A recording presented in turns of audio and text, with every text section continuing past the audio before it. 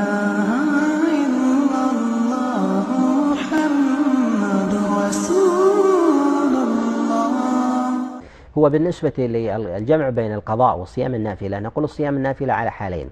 الحالة الأولى ما جاء مقيدا وما جاء مطلقا. ما جاء مقيدا فإنه لا يجمع مع صيام القضاء، وذلك كذلك صيام 6 من شوال نقول جاء فيه التقييد في هذا في ظاهر النص، وذلك أن النبي صلى الله عليه وسلم قال من صام رمضان وأتبعه 6 من شوال.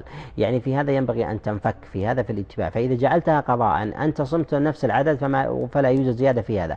أما بالنسبة للصيام المطلق، الصيام المطلق أن يصوم يوم ويفطر يوم، أن يصوم مثلا الاثنين، فالاثنين يتكرر في هذا وليس مقيدا مثلا في يوم من الأيام.